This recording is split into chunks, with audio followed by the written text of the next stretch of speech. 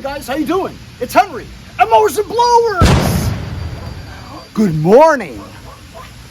80 degrees today. Today I'm gonna take out my current project. I'm just trying to get this 2500 going, CRAFTSMAN LT. Today I'm gonna be working on the steering. As you know, this steering is very stiff. It's gotten a little better since I oiled it with a lot of penetrating oil. Well, what I want to do is I want to jack up the front so that there's no weight on the front axle. So we can ascertain whether or not it's actually the spindles in the front end that are rusted or rust build up on the steering column teeth gears to the sector gear, or both. Battery is fully charged, so we shouldn't have any problems.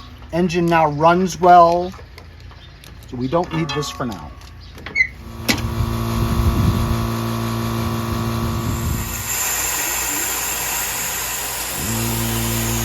So now that we have it all jacked up, front end is off the load, right? So when I try to turn the steering wheel, it's much better, but it still feels quite a lot of resistance. Still kind of stiff. Now when I go to the wheel and turn it, it seems to be easier to turn. So I don't think it's this. I think it's the sector gears. So going over here, as you can see, is the sector gear. See it? So rust buildup between those teeth and the sector gear teeth. It's kind of rusty, and it's got a lot of debris there. What if I take a wired wheel brush and went over it and grinded each tooth down? That's what I'm going to try. Look at the contraption that I made.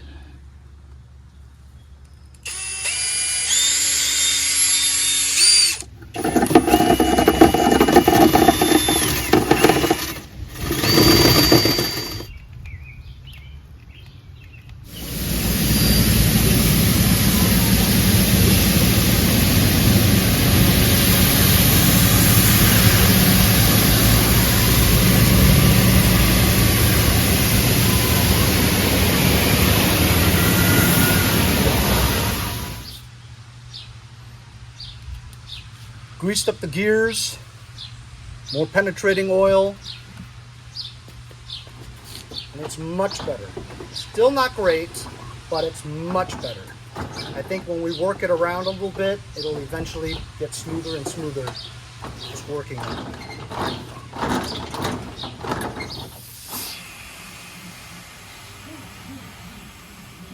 I'm going to disengage this and see if this thing runs. We'll go run it around the block or something.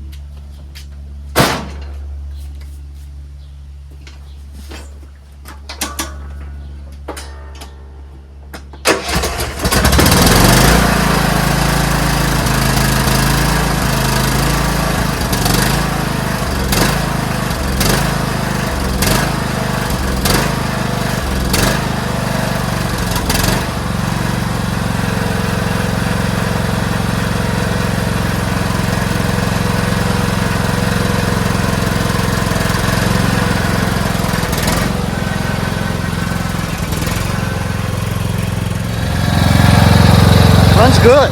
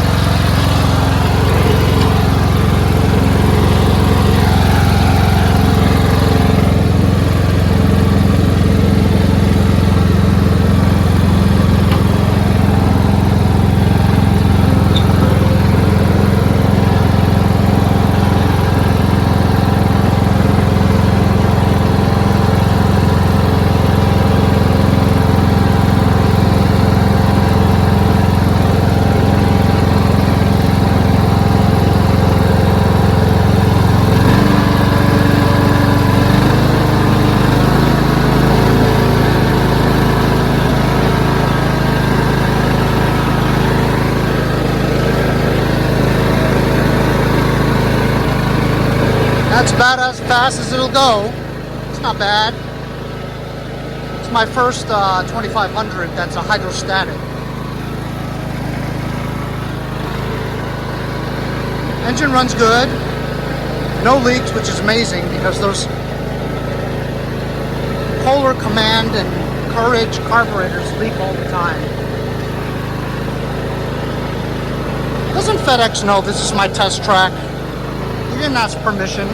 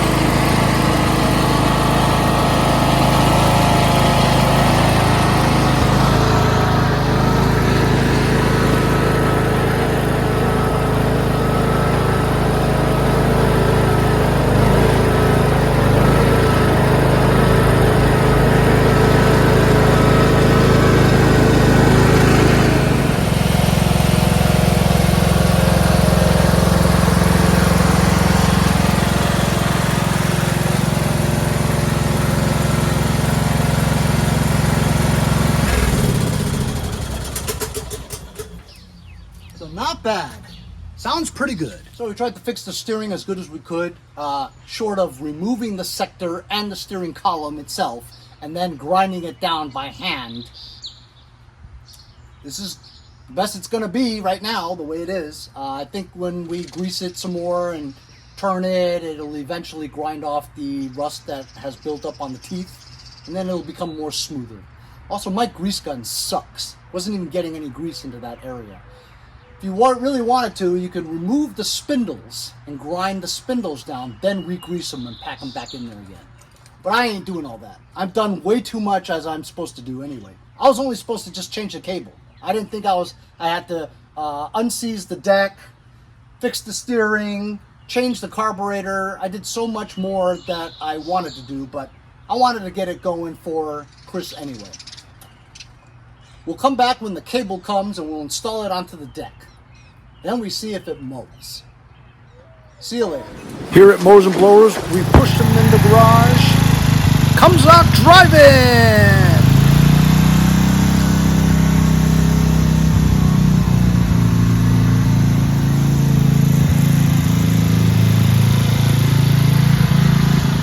So it's been 3 days waiting for that cable to come. Finally, it did come today. It only costs about $12. I don't know how they make any money because the package that it came in was like kind of high quality, you know what I mean? Like that envelope probably cost $2. And then shipping it's got to be like $5 to $6. So that's $9 right there, right? Then with eBay fees and taxes and stuff, I mean, what do you make $1 out of this? So what, he bought it for like what, 50 cents? So I don't know how they make money sometimes selling these things for like, you know, $10 plus tax. Either way, good for me, right? Anyway, to figure out how this cable goes, because it actually winds around the back a little bit to the front, I'm gonna slowly study it, remove the old one, install the new one, put the deck on, install the cable onto the deck, and hopefully this thing will start, run, mow, drive, everything's perfect. And then I could load this up on the Sketchy, bring it to Chris, and then pick up the Craftsman that I'm owed with a blown engine, supposedly. I removed the old cable.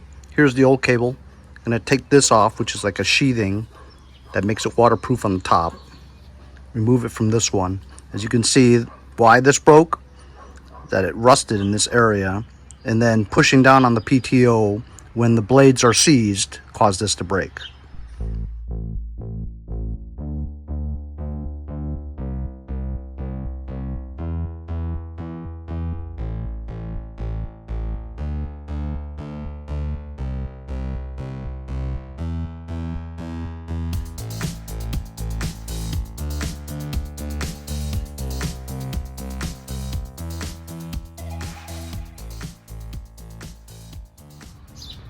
So I got it on here, the Z-bend to to the top part that attaches to this lever was too sharp, too much of a 90-degree angle.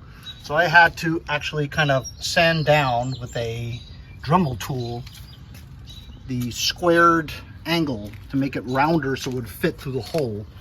You know, when you buy third-party or aftermarket parts, they don't fit exactly like OEM, so you have to adapt it. Anyway, connect it onto the tensioner pulley. It's very easy to attach. 1-point connection here, 1-point connection on the other side. Attach the belt around the double stack pulley and the single arm hanger to the front. All right, let's test it. Ooh, ooh, seat is hot. Seat is hot. All right, so as you can see, the deck is attached. Height adjusting, nice and level. Let's see, choke.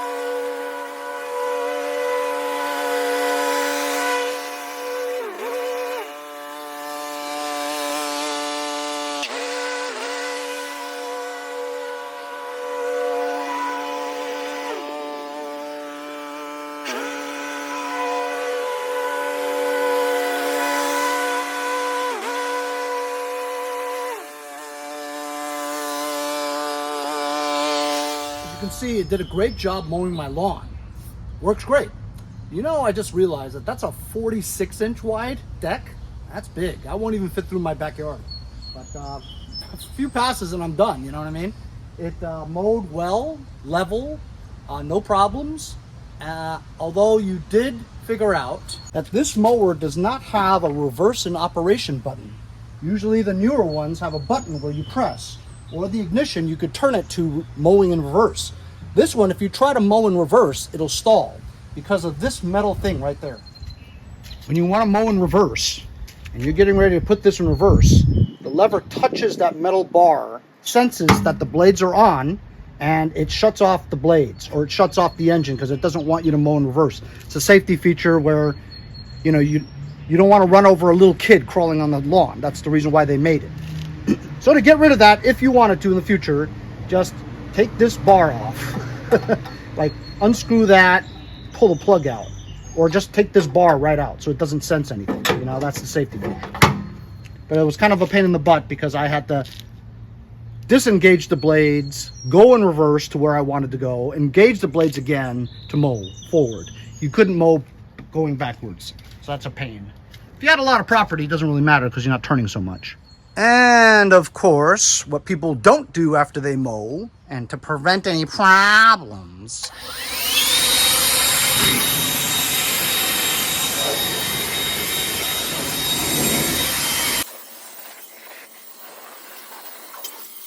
so I've done way more than I was obligated to do. Changing the cable on the mower deck was all I was obligated to do. But you knew that if I did just change the cable, it still wouldn't work because the deck was completely seized and frozen up. He would have broken that cable the second you engaged it, just like it happened the first time.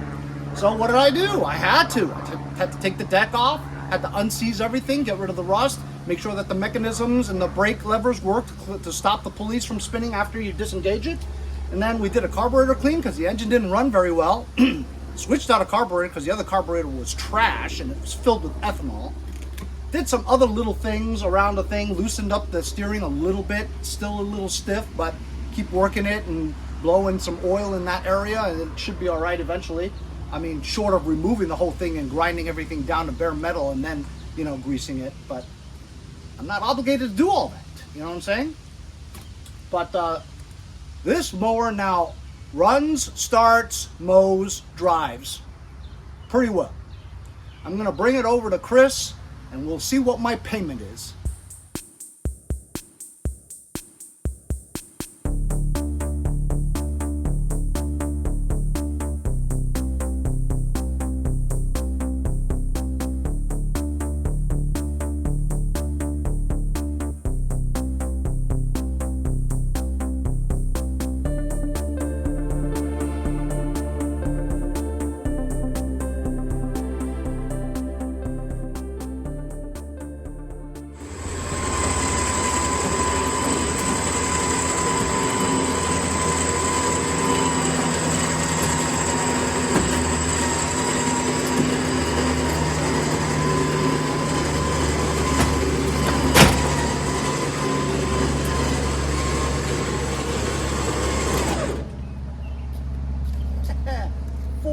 Inches, no problem.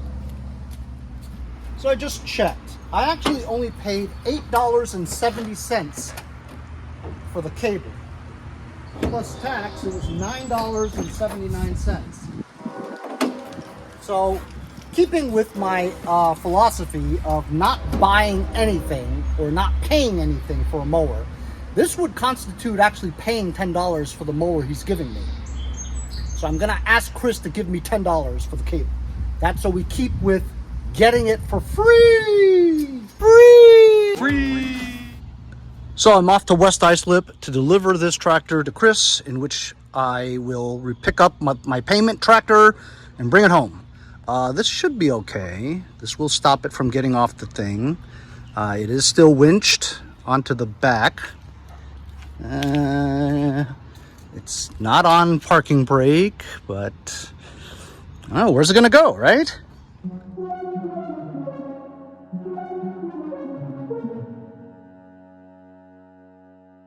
All right, cool. All right, I'm in back of Chris's yard. He lives in West Islip, right on the water.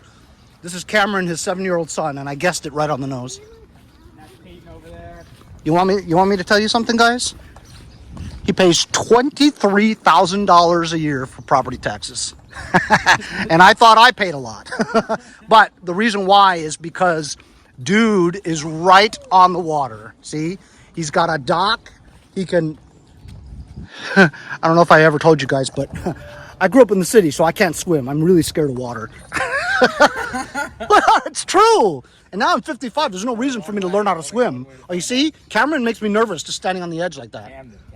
Oh, Camden, as in Camden Yards. Swimmer though, right? Yeah, like Camden Yards. Well, I mean, if you live around here, don't you have to be a good swimmer? Can't tell how good you are.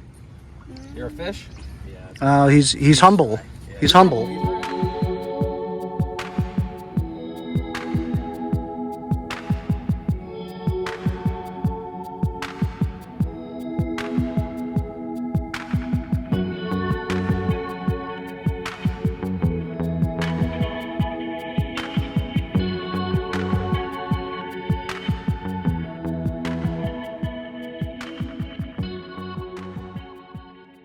All right, guys, this is it. This is the payment for the amount of work that I did. Chris is giving me the first one that he blew. So check it out.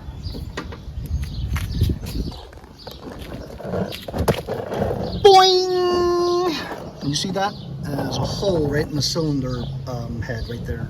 And the push rod was broken, so I don't know if there's any big damage in the engine block, but you know, this is my first T-Series.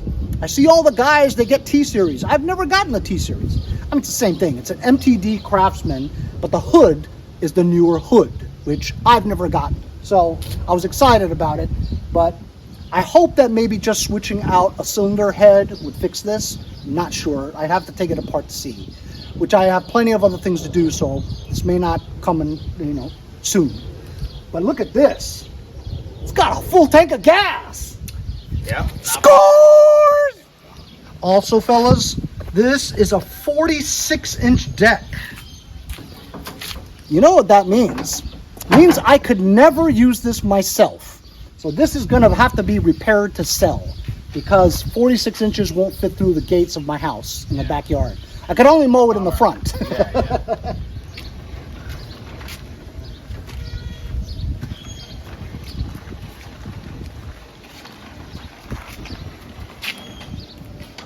I was like on pins and needles on the highway because I had this backwards on there, and if wind blows hard enough, the hood will open and act like a parachute and fly right off the highway. But I didn't. I usually like winching it on backwards, but I have to remember the hood. You know, the hood always, well, and the way these hoods come off, they're very easy to come off. You know what you gotta get? You gotta get an electric bike. You have one of those? Oh, I'm actually getting one for a review. A company is sending me one. Some Chinese cheap thing, I don't know. Like ad motor or something? No, I've never heard of it. But I know a lot about electric bikes if you ever need help on them. Oh yeah? Yeah, I have like one. I know which one's good. I'll show it to you when I get it, but as a matter of fact, it should be in a couple of weeks on a weekend. That's sick.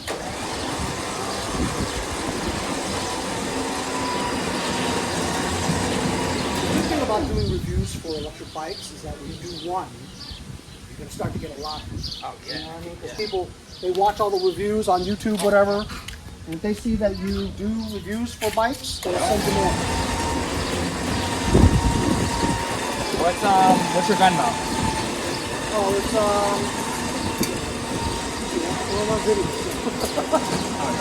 yeah. It's, as a matter of fact, you're in my shot. Oh, my bad. Sorry.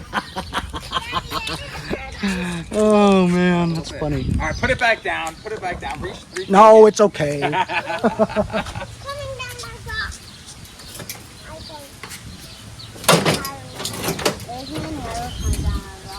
And then Henry, you know what I was going to do?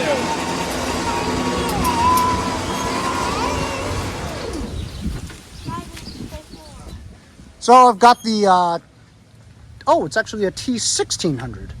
Scores! Anyway, I got Chris to pay me $10 for the part. Thank you.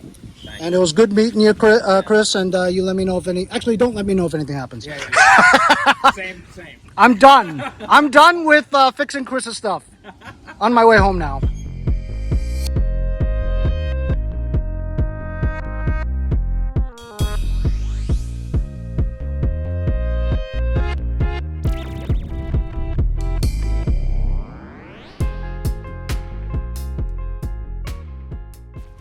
Holy cow, I got so much going on. I got neighbors coming by. Oh, did you get a new tractor? You know, all that stuff.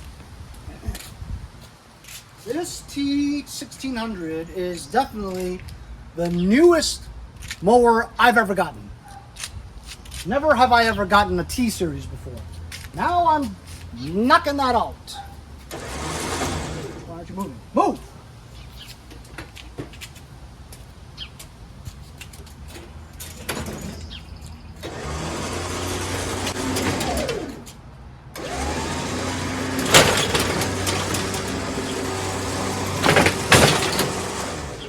So I missed it a little. No big deal.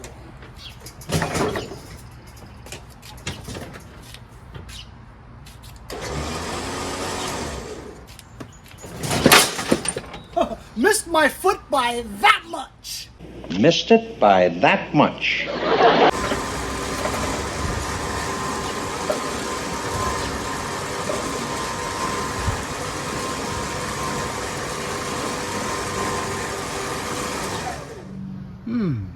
Got a bit of liquid dripping there. Wonder what that is.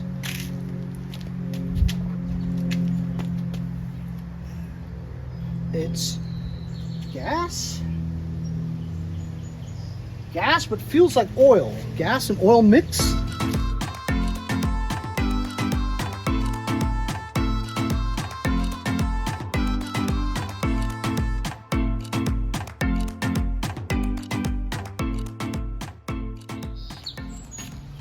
So this appears to be a mixture of oil and gas that was in the crankcase, and it's coming out from where the head is because there's no valve cover. That may have contributed to it blowing because there was so much gas in the crankcase, which means that maybe this carburetor leaks. Gas was flowing all the way into the overflowing the carburetor and going right into the intake into the crankcase. Maybe. Full tank of gas. Let's shut her down. It's a pretty nice mower. It's definitely like the newest mower I've ever had. Let's ascertain the year of manufacture. Since I've never had a T-Series, it has to be the newest one I've ever had. 2015. I think the newest one I've ever had was the 2014. Battery works, I believe. Scores! 46-inch deck I definitely can't use because I can't get into my backyard. Got the reverse in operation buttons. I don't know what all this stuff is. I guess that, I don't know what that is. Is that the reverse in operation button?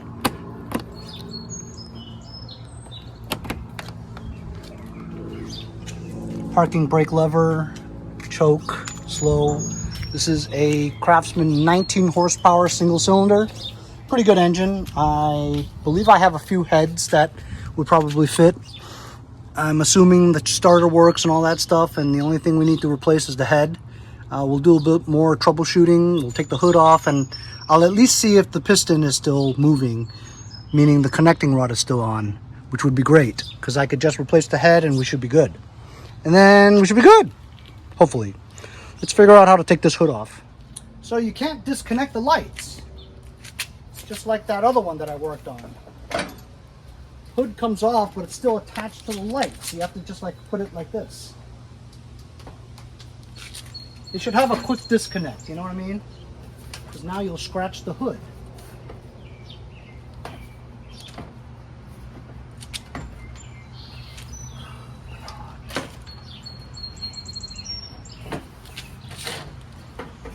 Great engineers. So here we go. This is the hole, and that's where all the fluid is dripping out of. So it's a combination of oil and gas. Because it's oil, but it smells like gas. As you can see, the aluminum push rod is sticking out, and he gave me this. This is what's inside. Valve cover. 3 bolts out of the 4 for the valve cover. Got the valve seal. the thing that holds the spring in, pieces of the cylinder head. I wonder if there's another rod in there, like the other rod. Oh, it's right here. Oh, wow. How is that there? How did he get this out of there if that shows? That's weird. Oh, unless this is not. This is the valve. Duh, I thought it was a push rod. No, this is the bottom valve. So there is another part of it on the inside. Uh-oh. Well, that means that maybe that valve got into the engine. Might have to take the engine apart. It's a good thing we didn't try to start this thing, because since the valve tip is broken, the valve itself is free moving down there, and that connects to the piston. So maybe the valve, the other end of the valve is sitting in the piston. If we would have started, it would have caused more damage.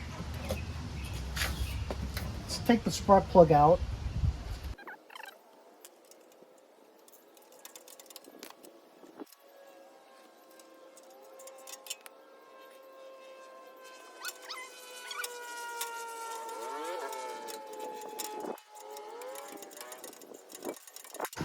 Really hard to remove the spark plug, man.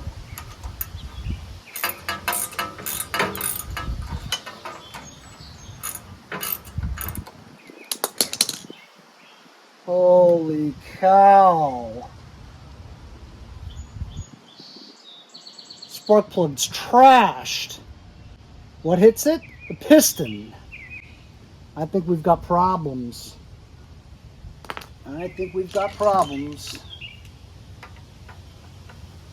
We've got problems. I feel the piston right there. Oh, look! It's connected. It's good news. But the piston could be damaged. We have a connecting rod that's good, but the piston's bad. It has to be, because of the way the spark plug looked. Damaged. So actually, both rods are good. They're not bent, which is amazing. So the exhaust one, which is the aluminum one, goes on the bottom. Intake one goes on the top. I think we just swap ahead, inspect the piston when we take the head off. Might get this to run. But you're gonna have to wait until the episode comes. There's stuff before this. I gotta work on the John Deere LT160. Stay tuned for when I try to figure out this engine. I'm thinking and hoping it's just a head replacement and possibly a piston replacement. I hope it's just the head and the piston is not damaged, because if the piston's damaged, we gotta swap out a piston, which means I have to take the engine apart, which I'm not looking forward to. We'll see what happens. Stay tuned for the episode. Remember to subscribe, like, share, and press that notification bell so you don't miss any episodes. Remember, a subscription is free. It doesn't cost any money. Hope you guys enjoyed the adventure. We'll see you guys next time on Mowers and Blowers.